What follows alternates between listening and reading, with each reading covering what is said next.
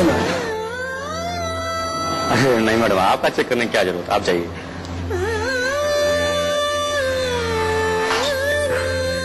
आपकी बेटी आपके लिए खाना लेकर आए या ना आए, लेकिन केशव के लिए खाना जरूर लेकर आती है। जा बेटा, लेकर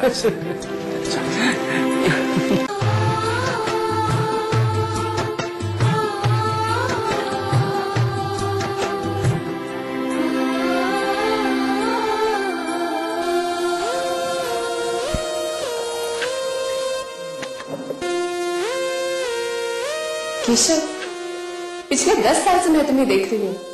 तुम हमेशा सिगरेट को इसी तरह से क्यों रखते हो? इसे जलाते क्यों नहीं? हमारा रिश्ता ही कुछ ऐसा है, ना मैं ऐसे जलाता हूँ ना ये मुझे सुलगाती है। तो फिर इसे अपने होठों से लगा के रखने का क्या मतलब?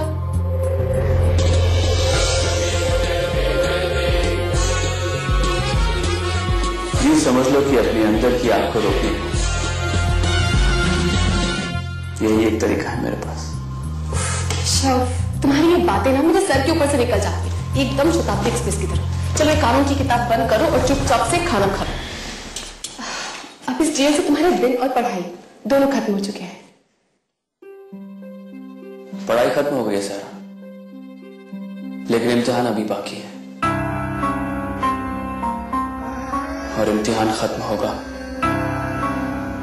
मेरे मकसद के पूरा होने के बाद। केशव भैया, भैया विमल पागल हो गया भैया, उसके सर पर खून तो हो गया। भैया जल्दी चलिए और उसे समझाइए, नहीं तो अनर्थ हो जाएगा। चलो खत्म कर दो घर पे, चलो चलो मुझे चलो।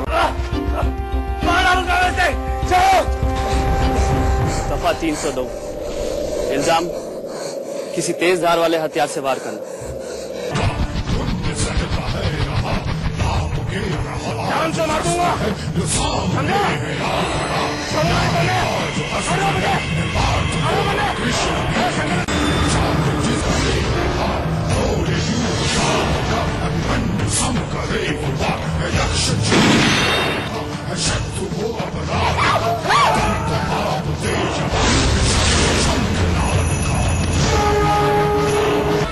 सबसे पहले तेरा काम कराऊंगा।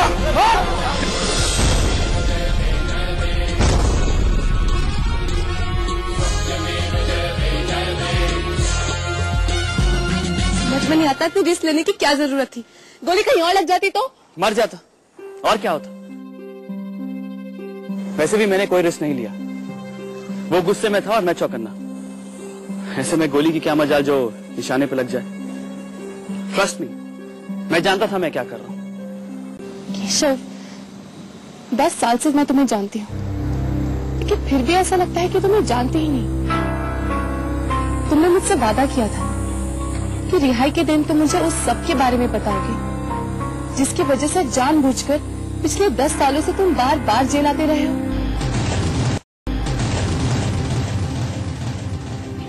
तुम चुप क्यों? देखो, तुम्हें हमारी दोस्ती का वास्ता, तुम्हें मुझे आज सब कुछ बताना ही होगा। अगर आज तुम मुझसे कुछ नहीं बोले ना, तो मैं तुमसे कभी कुछ नहीं पूछूंगी, और ये भी भूल जाऊंगी कि तुमने मुझसे कभी कोई वादा भी किया था। मुझे याद है सारू, केशव पंडित को जानने से पहले तुम्हें माधव को जानना है। माधव शास्त्री, मेरे बचपन का नाम। सोनू मेरे पड़ोस में रहती थी। अगर तुम मुझसे पूछो कि मेरा और उसका रिश्ता क्या था, तो शायद मुझे भी सोचना पड़ेगा। जुनेजा के खतरनाक इरादों से अनजान हम सब लोग घर छोड़ने की तैयारी में थे। इसी दौरान मुझे पता चला कि सोनू वापस आ गई है। मैं जाने से पहले सिर्फ उससे एक बात मिलना चाहता था। पिछले 10 सालों में मैं 20 बार ट्रेन में बिना टिकट चढ़ा, पकड़ा गया और यहाँ भेज दिया गया, और फिर जेल की लाइब्रेरी में आना, कानून की सारी किताबें पढ़नी। मकसद था कानून और कानून तोड़ने वालों को जेल की 4 दीवारी के बीच रहकर समझना।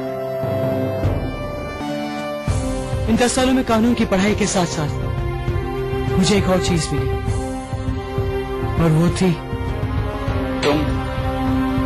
और तुम्हारा बनाया हुआ घर का खाना। अगर मैं यहाँ नहीं आता तो तुम्हारा जैसा दोस्त कभी नहीं मिलता। वैसे केशव, इन 10 सालों में तुमने कानून की सारी किताबें पढ़ ली होंगी, तो जाहिर है कि ये जगह अब तुम्हारे किसी काम की नहीं है ना? जगह तो काम की है, पर वह सिर्फ इस बात का है कि मेरी कानून की पढ़ाई खत्म होने के बाद यहाँ मैं नहीं बल्कि कानून के बहुत सारे गुनहगार आएंगे, और वो भी मेरी वजह से। आज से मेरी पढ़ाई खत्म और कानून का इम्तिहान शुरू। वैसे केशव, इस काम में मैं तुम्हारा साथ जरूर दे सकती हूँ।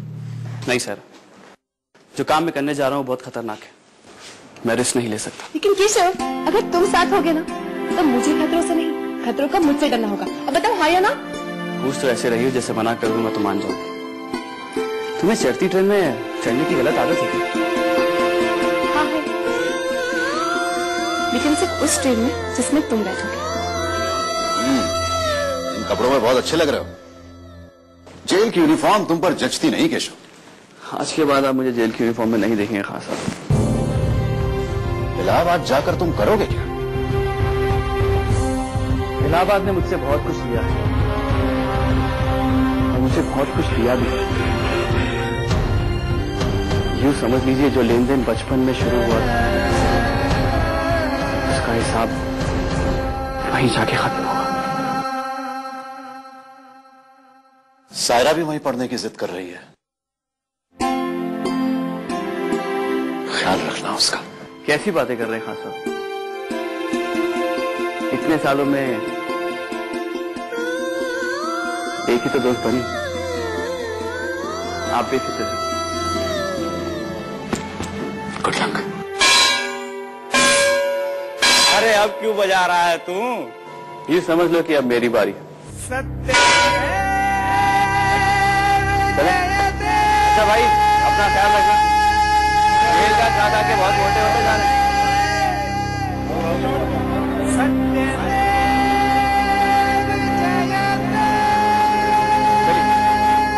कहाँ जाना है आपको? अरे भैया स्टेशन नहीं, चलिए आओ आराम से बैठो।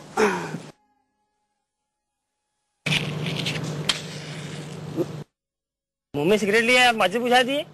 हमारा रिश्ता ही कुछ ऐसा है, ना मैं ऐसे जलाता हूँ ना ये मुझे सुलगाती है।